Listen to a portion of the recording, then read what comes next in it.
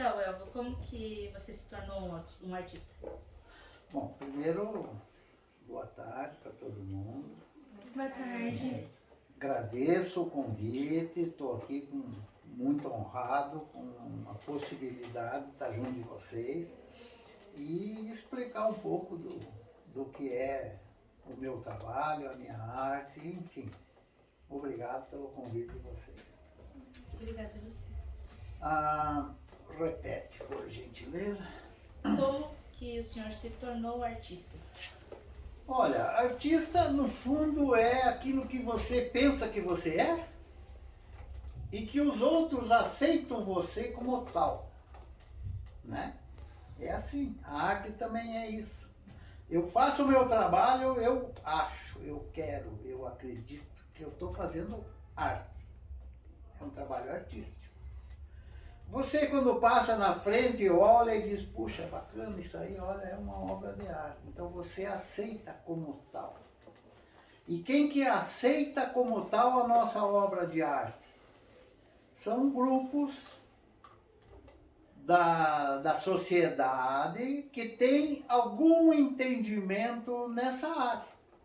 Então, não adianta você levar uma obra abstrata num local onde as pessoas não têm a menor ideia do que seja arte, nunca tiveram uma oportunidade na vida. Para eles aquilo pode ser interessante. O que é isso, o que não é? É isso. Então como é que a gente se torna artista? A gente se torna artista pela insistência de uma vocação ou um talento que a gente acredita ter, né? E que os outros admitem que a gente tenha o talento. A gente tem que sempre pensar que nada é isolado, nada é sozinho, né? A arte se completa no olhar teu, é você que vai completar a obra de arte, porque o artista já fez, o momento do artista terminou exatamente ali, né? Na hora que terminou a obra, até logo, né? Ela não é um filho que você cuida o resto da vida. Não é. Esse é o meu pensamento. Cada artista vai... Boa tarde. Cada artista vai, talvez, ter outra maneira de ver, interpretar, e vocês, obviamente, vão conversar com o outro.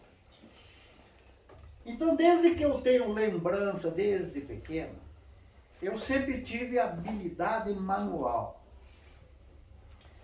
E sempre tive interesse por leitura, muita leitura.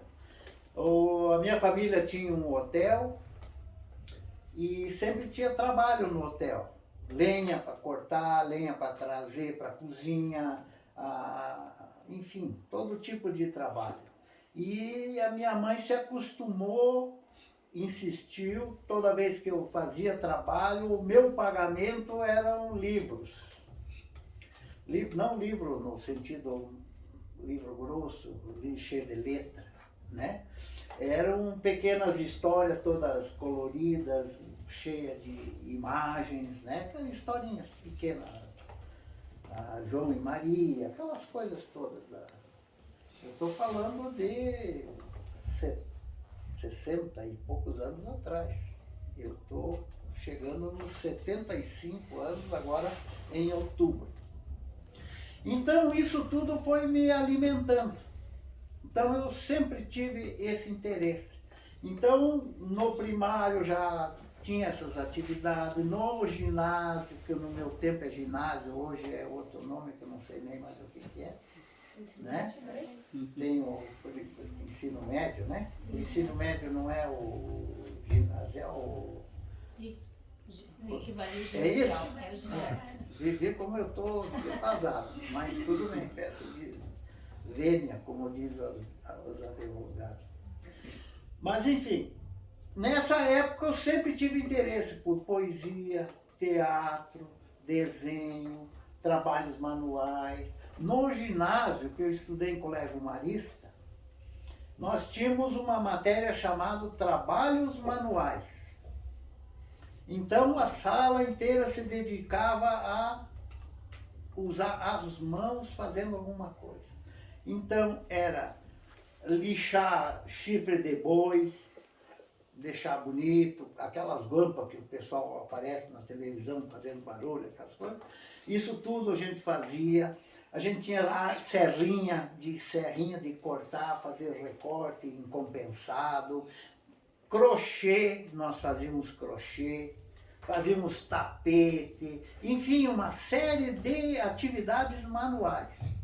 E eu sempre tive isso, sempre gostei e até hoje tenho isso e só faço isso. E ao mesmo tempo, não sou de uma família rica, mas também nunca passei necessidade ou fome, né, ou coisa que eu valha. Mas os brinquedos, toda a piazada, toda a gurizada da vizinhança, nós fazíamos nossos próprios brinquedos. Então, se o filme era Bang Bang no domingo, eu estava lá trocando gibi, lendo gibi, porque eu sempre li gibi a vida toda, ainda leio gibi, sou colecionador de gibi, gosto muito de gibi. E um álbum que eu trouxe para a biblioteca de vocês é uma história em quadrinho baseado num poema do Castro Alves, O Navio Negreiro, não sei se vocês conhecem. Então a história em quadrinho sempre me pegou e eu sempre desenhei história em quadrinho, em tempo de colégio, coisinhas que eu já nem lembro mais o que foi, nem não tenho nada aqui, coisa. Então isso tudo foi me levando adiante, teatro. Só não entrei na música, sou desafinado. E isso foi me levando. A minha ideia era, eu quero ser desenhista, quero ser artista, mas eu não tinha ideia ainda do que seria isso tudo, né? Aí aconteceu coisas dentro de uma cronologia de vida Chega aos 18 anos, vou servir no exército.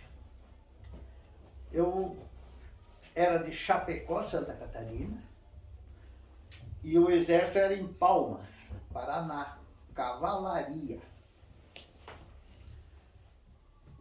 Eu ainda não tinha terminado o ginásio, porque não fui um aluno excelente, nunca fui. Eu só tinha algum destaque ou boas notas na área de geografia, história, desenho, essas coisas, não exatas, né? Matemática horrível, física horrível, química horrível, essas coisas. Então eu levei 7 anos para sair do ginásio. Não fui um excelente aluno. Não estou dando eu como exemplo a vocês. Longe disso. E, na época, a minha cidade não tinha científico, que se chamava na época. Palmas tinha, a Chapecó não tinha. Só tinha o normal, que era chamado. O normal formava professores. Eu não queria ser professor. E sou e fui a vida toda. E aí Palmas tinha, fiquei 2 anos no exército, terminando o científico lá, que não terminei. E daí não quis mais ficar, digo, bom, agora eu vou para algum lugar, não queria voltar para minha terra, para minha cidade. Fui para Florianópolis. Lá também não tinha absolutamente nada, zero na área de artes. Não tinha uma escola superior, de nada. Curitiba tinha. Vim para Curitiba. Assim que eu comecei. Então, em 70, eu fiz um primeiro cursinho no edifício Asa com o professor Ivens Fontoura, não sei se vocês lembram desse nome. É um nome muito importante quando se fala em escola de música e belas artes, quando se fala em designer, quando se fala em Universidade Federal do Paraná. Ele sempre foi um excelente professor, um professor inovador, enfim. Em 71 fiz vestibular, passei para a Escola de Música e Belas Artes do Paraná em pintura, porque não tinha escultura. Embora eu não soubesse que eu queria escultura, não tinha ideia que eu queria escultura. Queria arte de um modo geral. Então, Belas Artes ia me servir. Esse foi o meu primeiro pensamento. Mas nesse meio tempo surgiu, em final de 73, começo de 74, o Centro de Criatividade Curitiba. Sabe disso? Conheceram? Acabou. Morreu. Foi assassinado 2 vezes. Não teve anúncio da morte, não houve missa de 7º dia. E as a primeira vez ele ressurgiu, a segunda está morto. Mas também não anunciaram a sua morte. Então surgiu o Centro de Criatividade de Curitiba. E coincidentemente eu fiz o bacharel em pintura, que eu me formei, e fiz licenciatura em desenho, que me habilitava a dar aula. Fiz um concurso na prefeitura, pela Fundação Cultural de Curitiba, e passei a ir dar aula no Centro de Criatividade de Curitiba, 1976, janeiro. E aonde eu estou até hoje, ainda estou lá. Saio no final agora de setembro por aposentadoria compulsória. Chego aos 75 anos, a burocracia diz que eu não sirvo mais, tenho que recolher minhas armas, né? Então foi assim que foi surgindo a minha vida como artista. No Centro de Criatividade eu cresci, aprendi, ensinei, introduzi muitas técnicas dentro da escultura, lá dentro do Centro de Criatividade. Claro que como não tive os meus professores na área de escultura, era gente de fora, fiz estágio em Porto Alegre com Chico Stockinger, que para mim foi um grande escultor, um grande exemplo de pessoa boa, humana, doadora. Ela se doava em passar conhecimento, conselhos, porque o trabalho nosso não é só passar conhecimento, também é, se possível, transmitir alguma coisa que possa ajudar a vida de quem está trabalhando com a gente, né? Então, a partir dali é que eu comecei realmente a ser, vamos usar essa palavra que você está falando aí, artista. Foi dessa forma que tudo começou. Então, eu me considero filho, cria do Centro de Criatividade de Curitiba. Ao mesmo tempo que eu fui crescendo, aprendendo a fazer as coisas, a me tornar um artista, a fazer obra de arte, eu fui passando e ensinando esse meu conhecimento.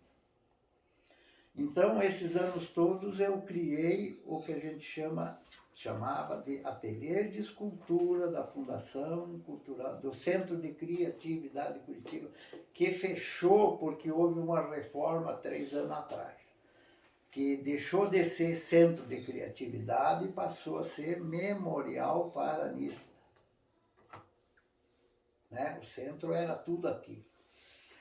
Então, foi assim. Esse é o resumo disso. Mesmo no Centro de Criatividade, no começo eu trabalhei com teatro, com alunos da ensino médio, né? É isso hoje, né? Com alunos do ensino médio, trabalhei com teatro um longo tempo.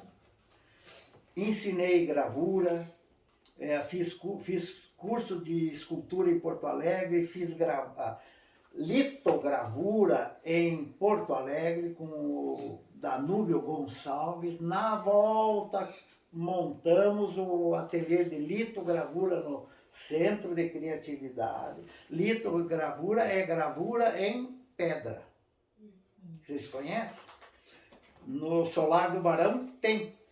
O que está lá originou-se no Centro de Criatividade de Curitiba, que eu montei o ateliê de lito. Então, uma época eu dividia de manhã na lito, de tarde na escultura, depois abandonei a lito e fiquei na escultura.